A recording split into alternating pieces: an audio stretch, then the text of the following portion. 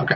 Okay, so I've been speaking with Mike Cadman, uh, the English teacher living in Japan.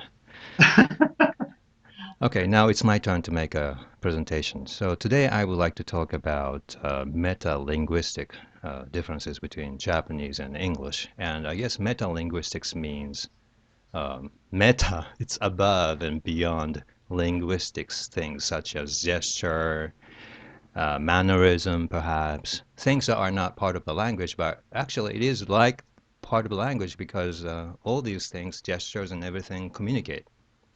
Okay, so I Yeah, want to tell you absolutely. a story of how I came to America in, I guess, 1994, and since then I have been living in the U.S. But for the longest time, I had some difficulty communicating with American people. It's kind of strange because when I was living in Japan, I had no problem because my English was pretty good and there were lots of American students at the university I went to. And I had lots of friends, but once I am here and I started working for an American company, and let's imagine I'm in a conference or meeting situations, when I spoke, I felt like people were not paying much attention. And not just that, it was very difficult for me to butt in, initiate my talk. It was so difficult because I felt like my colleagues are talking to each other so intensively, such that it was almost impossible to butt in. But at the Yeah. same time, I felt like other foreigners, such as people from Europe or Chinese, I didn't feel like they were having so much difficulty butting in, and I was wondering what is it that is what am I doing wrong? There must be something about me being Japanese or my Japanese culture that's kind of preventing me from uh, good communication in this kind of group discussion format. Um, and I asked my co-author Gina, who is my wife, what am I doing wrong? And one day she said that you have to speak from the throat. From Hmm. the throat? What do you mean by the throat? Uh, Back then I was speaking English like this before, and this was how I had difficulty communicating. But if I push down my voice back to the where it should belong, Yeah. and I was able to articulate, and and I was able to get more attention or normal, regular attention from other American people once I started doing that. And also, what I try to do is to use a lot of breathing and air. My wife advised me that in English you have to use a lot of air. So when you are wanting to say something in the group format discussion, I just go, and then people will look at me and then pay attention. Even when I wasn't able to start my conversation just because people were still talking. But if they heard me go, they usually come back to me and say, "Hey, Kaz, did you want to say something?" Okay. Oh, okay. So this breathing is a kind of indication of how you are wanting to start saying something. But That's true. it's not like you really have to intentionally do it. But it's just that you are just generally deep breathing, and then you want to say something, then kind of, you know. So people kind of pick up on that and then notice who is starting to talk. At the same time, I also noticed that I have to look like I want to say something, and the way we look like we want to say something is different in Japanese and in English, I think. Oh, I okay. think. In Japanese, I would close my mouth and look at someone intensely. But I think that awfully looks like in English that you don't want to say anything, right? Because your mouth is closed. Yeah. But what I was trying to do with this look was I was really majime, really curious, interested in this conversation. Ask me anything. Is what I Yeah. wanted to say. So that's another thing. So there are a couple of things like that. I think I would introduce two other things. One is unazuki is another issue in Japanese. In Japanese, you are expected to say, oh, mm-hmm, uh-huh, all the time, right? Yeah. Yeah. So I was expecting the same thing in English. But when I was saying things, my colleagues were not giving me, right? So I became quickly nervous, thinking, are they listening to me or am I off? So, but once I realized, actually this happened quite recently.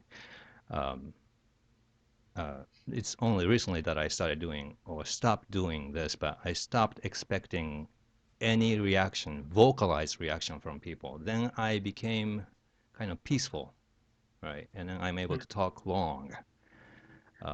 So I would advise people to stop expecting unazuki. Then you feel peaceful because you don't feel nervous anymore thinking that nobody's listening to you. Because in Japanese, we kind of support each other saying, right? So that's really, it is kind of metalinguistic or something unconscious that we Japanese do in speaking in Japanese. And Yeah. finally, I think I mentioned this a little bit earlier, but the way you hold your face almost, I think it's okay to stay calm and appear a little bit like ボケっとしてる. But in Japanese conversation, face is such an important element. You have to look excited, Oh, okay. like intensely, right? Otherwise, people think you're not really enthusiastic, you're not really in it, but it's okay to stay calm.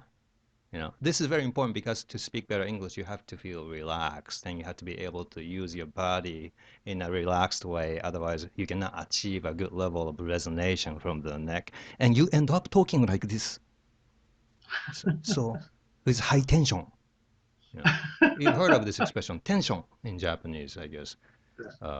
People who are often liked and popular have this high level of tension, like TV personalities on, if you watch TV, talent people are really talking enthusiastically with good facial expressions with high tension.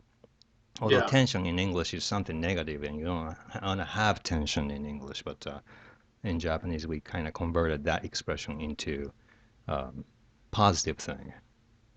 Yeah. Yeah. So Oh, yeah, so these are the things I picked up over the years. interesting. Yep. And yeah, so like in terms of like how did you go about, like, were you able to just automatically start speaking from your throat, or like was there a process of how you made that Yes, I would happen? say that it was difficult. The process was difficult for two reasons, Yeah. major obstacles. One was simply it's not the easiest thing to do, right? Yeah. Yeah. You have to stop completely using the kind of stopping around here in the throat area. Japanese, the most notably the use of small tsu, like what is it? Stamp in Japanese, kitte, right? Kitte. Oh, You have to kind of yeah. stop, like tense your throat. Kitte. And I think foreigners learning Japanese have some difficulty initially distinguishing kite kudasai, come here and give me a stamp, kite kudasai, kite Mhm. kudasai. But because we tense our throat, kite kudasai, we are able to articulate the difference, right? So Yeah. something that we do all the time in Japanese, right? So you really have to consciously stop it. That may be hard. And the Yeah. second thing was culturally, in Japan, when you are talking with people of higher status, you naturally tense up a little bit as a matter of courtesy or something. So that's what I have to really stop doing when I'm talking to my boss in English in America. Just relax. Yeah. But Yeah. who would have thought that relaxing is the most difficult thing to do for Japanese people, right? So yes, so my answer is, yeah, it was two processes, and cultural one is really difficult to overcome because it's part of you. Yeah, yeah, yeah, definitely, definitely. Because I find that kind of I notice that a little bit here with my students. This, I can understand exactly what you're talking about. Yeah, yeah. Because in terms of pronunciation, I'm trying to always, try to get them to change the way they shape their mouth, and as you said, bring it down into the throat, bring it lower. And it's so difficult for people to do that. My advice for them is that it's kind of like you're asking them to do two things that are contradictory. competing processes. One is trying to think of the shape of the mouth makes them feel or makes them even be more tense in the mouth. Mm. At the same time, you want them to feel relaxed. So that's the difficult process. But I would say prioritize relaxing because oftentimes sounds in English and Japanese are not that drastically different. Like let's say the sound of M, it's Yeah. the bilabial is what they call. I mean, it is ultimately bilabial in both languages. So sometimes you don't even have to teach. So I would kind of prioritize the throat part. But Yeah. there's some impossibility for people who live in Tokyo because that's how they speak Japanese, standard Japanese. While in other regions, most notably in Kyushu or Chugoku region, like Shikoku, Chugoku, like Hiroshima Prefecture, right? Their lifestyle as well as their way of like their dialects are so relaxed, so that it's kind of easier for them to speak English if once they are aware of the similarity between their dialects and English or even Chinese.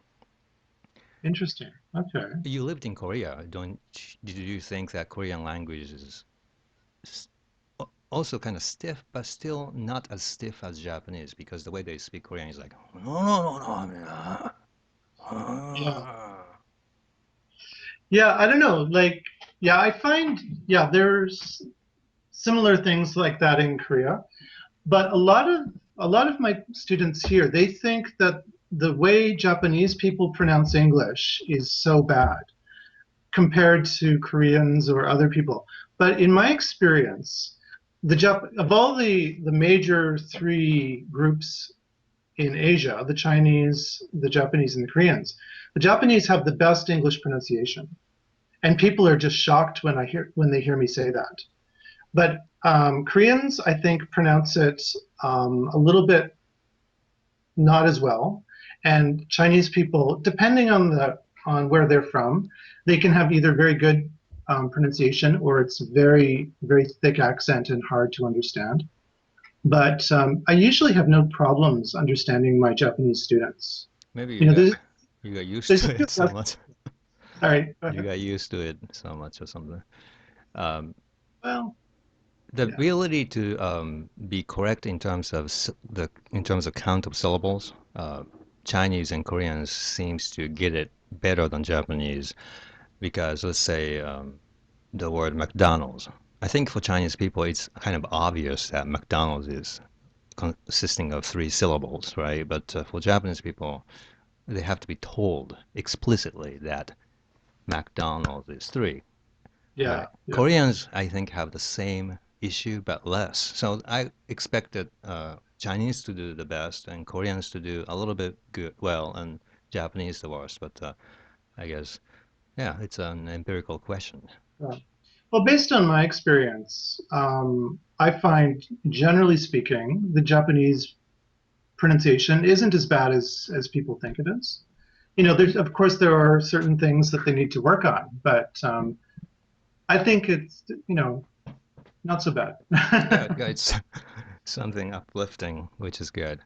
Um, Something that they don't say maybe necessarily is that or something that we cannot necessarily tell is that whether they are able to listen and capture sounds. Yeah, And I think that's a really big issue with Japanese people, even though they live in America. They may live in America for a long time. They may not be able to necessarily see a movie and understand. But I feel like Chinese people, they do a better job at capturing sounds. Um, my understanding is that for Chinese people, they are able to listen and capture sounds, even when they are starting to learn the English language. But they just need to learn the grammar and vocabulary and stuff. Like yeah, for you, when you study Japanese, even in your first month of studying Japanese, I think you can hear sounds at least. When I say wasabi, you are capturing yeah, at least wasabi. But that's not the case with Japanese people. When you say to Japanese people, take it easy, they are not exactly capturing the fact that it is take it easy. It sounds like to them in their head, take it easy. So that's really a different starting point that we have to struggle with. Yeah. Do you find that one of the things I tell my students in terms of pronunciation also is to listen to themselves when they're speaking. Listen to their own pronunciation. And if the sound is not correct, then do something, change it until you hear the correct sound. But I think a lot of people have trouble listening to themselves. What's your take on that? That may be somewhat cultural because my wife was telling me when she was teaching me how to do this throat approach, she would say, okay, let's listen to rock music. And I try to imitate that without even thinking. I was so enthusiastic just to repeat, as if I'm not interested in what I am saying. You know what I mean? Yeah. So she says, stop, just listen to yourself, slow down, instead of trying to practice. So maybe our kind of educational culture, our natural inclination, whenever we do something, we just want to repeat, and because it's kind of easy to repeat without thinking too much or being very, very aware of it, of what you're doing. So so this is really related to your point about we have to take it slow, listen to yourself very, very carefully. Actually, I like using the earphone and headphone when I speak or practice. I mean, help my Japanese students to practice English. I'm set my Skype settings such that I can listen to myself too. Yeah, that's true. When you put the headphones on, it's very easy to hear yourself when you're speaking. So that would be maybe something people could do to kind of focus on their own pronunciation. Yeah. Yep.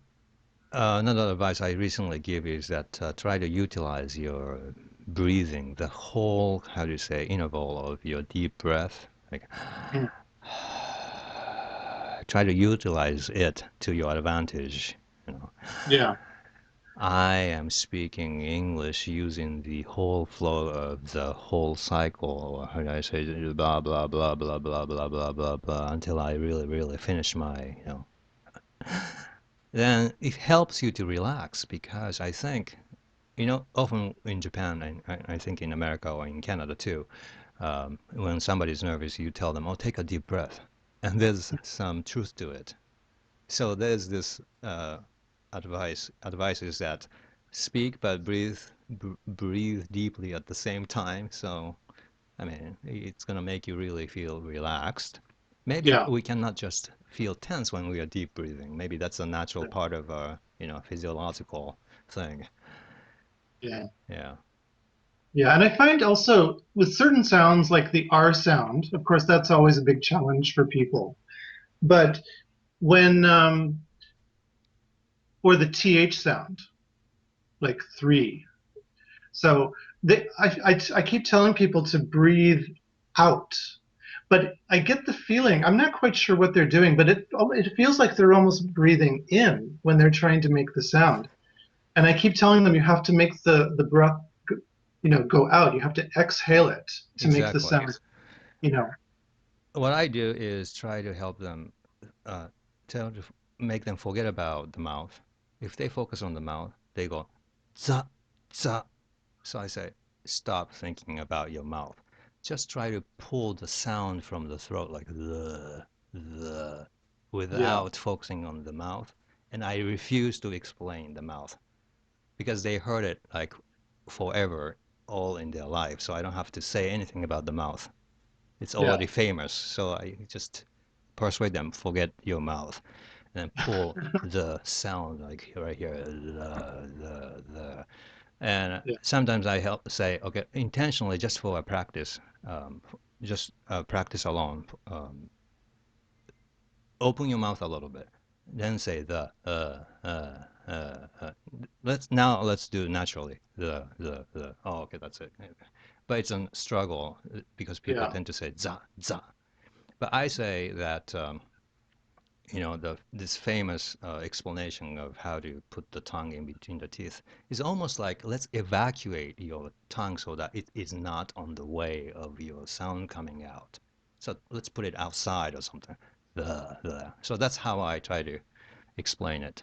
So the tongue is not there, not really to intentionally create fricative sound like but it's more like the air passage, like you said, pulling out. I forgot what exactly you said about let it out from the throat kind of idea Yeah, is to breathe out. yeah, To, breathe out, yeah, or coming yeah, out, or yeah. So that's. But I agree with you. The is like always the challenge, but the yeah, challenge is not to use the tongue as yeah. opposed to how to use the tongue. Yeah, this is one of the things, especially with the R sound. I say, in my view, the main difference between making an L sound and making an R sound is about the tongue. So I tell my students, your tongue, to make the R sound, the tongue should not really touch anything. It shouldn't touch your teeth or anything in your mouth. It should just sort of be in the middle, maybe down a little bit. And then I say, when you're making the sound, don't move your tongue. And they're just like shocked. They're like, what? I can't move my tongue. Because as far as I can tell, the sound in Japanese, it's kind of between an L and an R. And you have to move the tongue to make that sound. So for me to tell them, don't move your tongue, it's like a real shock to them. But as soon as they start to realize and focus on it, then the R sound improves a lot. They tend to roll their tongue or push back the tongue, so they tend to produce this muffled sound like word, because they're Yeah, used to the yeah, notion of the tongue. As soon as you try to rely on the tongue too much, sound will become muffled and clarity will be lost. So I think your advice is a very good one. Yeah, don't move the tongue. I mean, if you have to move the tongue so drastically, you cannot even speak, is my, yeah, I mean, right? The exactly. way we teach is that you have to use the kind of vibrating, muffling sound at the bottom of the neck, like red, right, right, and the tongue stays still. But people living in Tokyo have difficulty doing that because their throat is so tense, so that they tend to go red, red, red, which essentially becomes L, I guess. Yeah, So they have to really keep the throat relaxed and say, kind of produce the vibrating sound. yeah, We also, in our book, we say to say L, I mean, the tongue has to touch probably, but use the upper part of the throat and say lead, as opposed to red. Lead, yeah, red, yeah. lead, red. And immediately the difference becomes obvious even for Japanese people because it's just versus la. So the exaggerated version of the difference is okay when it's like this, it's R, lead, red, lead, red. So when I teach online, sometimes at the end of this L and R section, I say, okay, I'm going to give you a test. Is this red or lead?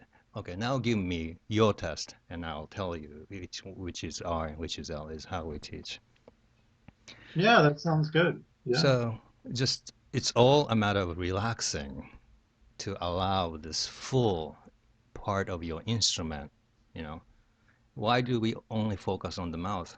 I mean, Japanese people are already focusing too much on the mouth to speak proper Japanese. Ah, Mm. Cadman-san, konnichiwa. But if they continue to speak English like this and try to refine the movement of the mouth, it even becomes worse. You know worse? Worse. It becomes worse. So you have to relax and try to utilize your whole instrument you have is the idea. So, yeah. Hmm. Uh, yeah, so relaxing, surprisingly, is it's a hard thing to do. Yeah, that's true. That is true.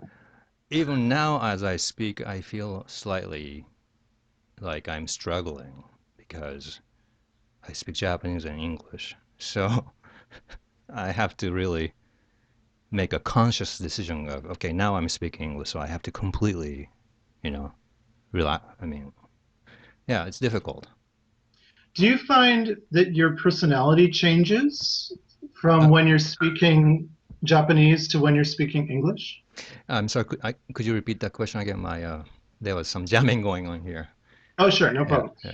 I'm just curious.